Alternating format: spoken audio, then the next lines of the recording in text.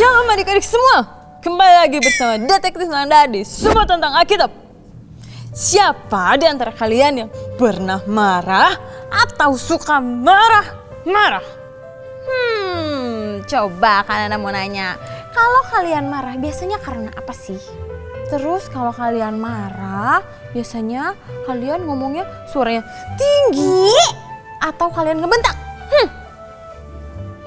Kebanyakan pasti kayak gitu ya adik-adik. Terus biasanya apa yang membuat kalian jadi marah? Apakah ada orang yang jahil? Atau kalian merasa kalian diperlakukan tidak adil? Nah, buat adik-adik nih yang merasa pernah diperlakukan tidak adil atau kalian pernah merasa sedih terus kalian mau cerita, terus kalian gak tahu mau cerita sama siapa, kalian bisa banget hubungi nomor yang ada di bawah sini. Adik-adik, papa, mama, dan kakak-kakak semua bisa banget hubungi nomor yang ada di bawah sini untuk cerita-cerita. Karena kami dengan siap selama 24 jam kita siap selalu untuk mendoakan dan mendengarkan cerita kakak-kakak, papa, mama, dan adik-adik semua. Oke, kita lanjut. Nah, hari ini kita akan sama-sama belajar dari seorang tokoh Alkitab yang marah kepada bangsanya karena berlaku tidak baik. Siapa ya tokohnya? Gimana kalau kita langsung bahas aja di Semua Tentang Alkitab. Sekarang aku tahu. Siapa sih adik-adik yang gak tahu Musa?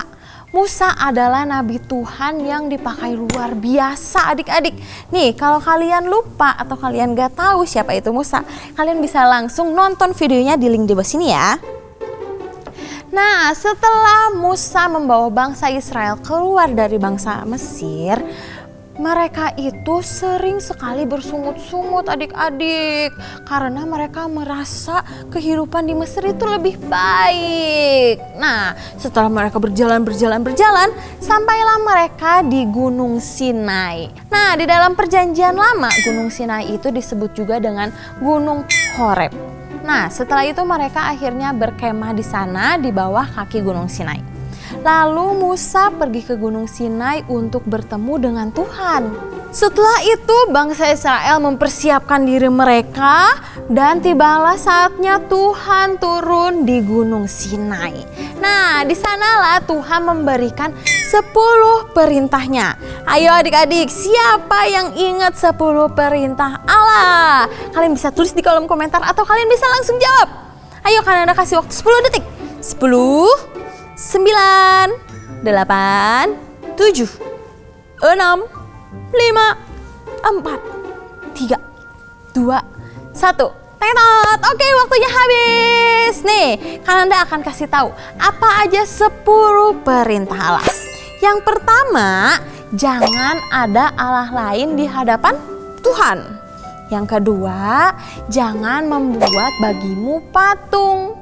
Yang ketiga, jangan menyebut nama Tuhan dengan sembarangan. Betul. Yang keempat, ingatlah dan kuduskanlah hari Sabat. Yang kelima, hormatilah ayahmu dan ibumu. Yang keenam, jangan membunuh, jangan berzina, jangan mencuri, jangan bersaksi dusta. Dan yang terakhir, jangan mengingini milik orang lain. Ayo, siapa yang benar semua angkat tangan. Weh, hebat. Tapi jangan cuma diingat aja, tapi kita harus melakukannya. Oke dong. Setelah berfirman, Tuhan memanggil Musa untuk kembali naik ke Gunung Sinai karena Tuhan akan memberikan perintah tersebut secara tertulis dan untuk diajarkan kepada seluruh bangsa Israel. Akhirnya Musa naik ke Gunung Sinai, lalu Tuhan memberikan 2 loh batu yang isinya adalah 10 perintah Allah. Tapi adik-adik, di bawah sana tuh, di bawah Gunung Sinai, bangsa Israel, orang-orang Israel kebingungan karena selama 40 hari 40 malam Musa tidak turun-turun dari Gunung Sinai. Mereka jadi bingung karena tidak mempunyai pemimpin. Mereka ngomong sama Harun, "Harun, ini bagaimana Harun?" Akhirnya Harun menyuruh orang-orang untuk mengumpulkan perhiasan-perhiasan mereka. Lalu akhirnya dibentuk menjadi sebuah patung yang berbentuk anak lembu emas. Nah, anak lembu emas ini adik-adik adalah dewa yang disembah oleh bangsa Mesir. Arti dari anak lembu emas ini adalah melambangkan kekuatan dan juga martabat raja. Tapi kan Musa ada di atas sana. Apakah kira-kira Tuhan tahu apa yang dilakukan oleh orang-orang Israel? Terus apa yang kira-kira akan terjadi ya? Cepat, turunlah dari gunung ini. Umatmu yang kamu bawa dari tanah Mesir sedang merusak diri mereka. Biarkanlah aku supaya murkaku bangkit terhadap mereka dan membinasakan mereka. Lalu aku akan menjadikanmu, Musa, bangsa yang besar.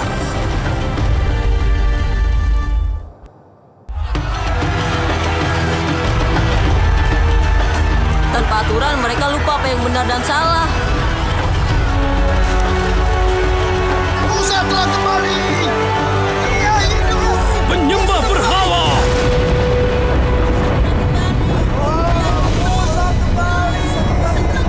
Harun, sedang apa mereka? Aku memohon pengampunan darinya. Tapi lihat apa yang telah kalian lakukan.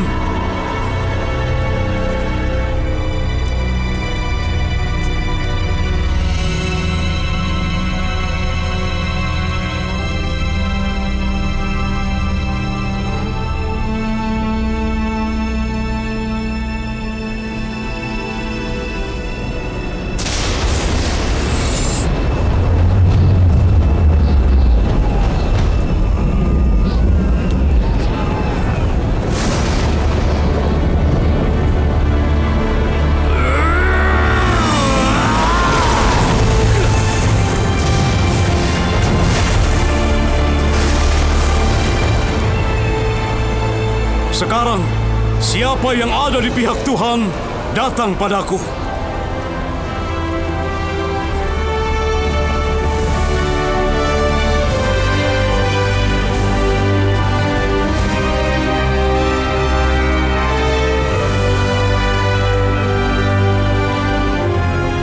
Benar, orang-orang ini berdosa dan memberontak. Tapi ampunilah dosa kami dan jadikan kami umat-Mu.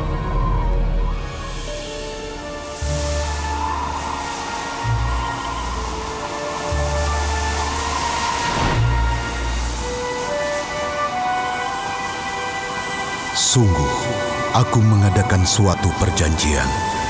Akan kulakukan perbuatan-perbuatan ajaib yang belum pernah dijadikan di seluruh bumi. Seluruh bangsa akan melihat perbuatan Tuhan. Sebab apa yang akan kulakukan dengan engkau sungguh dahsyat. Tetapi engkau berpeganglah pada apa yang kuperintahkan kepadamu pada hari ini. Musa marah kepada bangsa Israel karena mereka menyembah dewa. Itu artinya mereka tidak menghormati Tuhan.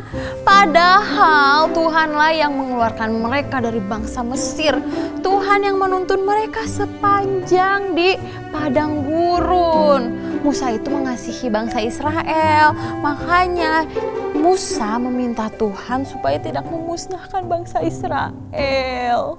Dan karena kasihnya kepada bangsa Israel yang tidak mau melihat mereka terus berbuat dosa, akhirnya Musa bertindak tegas, yaitu ia menghancurkan patung anak lembu emas tersebut supaya orang-orang Israel itu sadar bahwa apa yang diperbuatnya itu salah. Karena seharusnya bangsa Israel itu menyembah Tuhan, bukan menyembah patung. Nah adik-adik, kita hari ini sama-sama belajar bahwa kita boleh marah ketika kita melihat ada hal-hal yang tidak baik yang terjadi. Tapi kita marah dengan tujuan yang baik, yaitu supaya orang yang melakukan hal-hal yang tidak baik itu kembali ke jalan yang benar. Dan mereka juga tahu bahwa kita menegur mereka itu karena kita mengasihi mereka.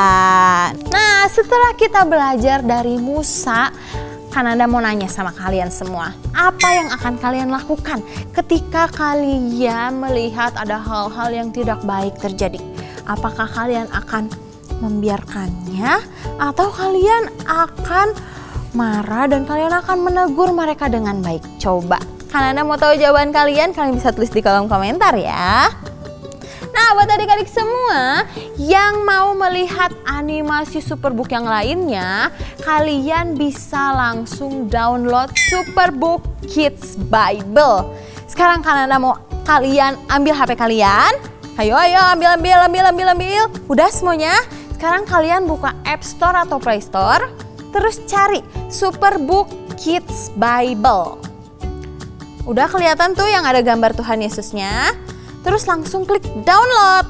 Nah, setelah itu kita bisa lihat tuh di dalam situ bukan cuma ada animasi Superbook aja adik-adik, tapi ada juga games, terus ada Alkitab, ada profil-profil dari tokoh-tokoh Alkitab juga. Jadi kalian bisa untuk main bareng sama teman-teman kalian di Superbook Kids Bible. Jadi kalian harus ajak teman-teman kalian supaya bisa main bareng ya.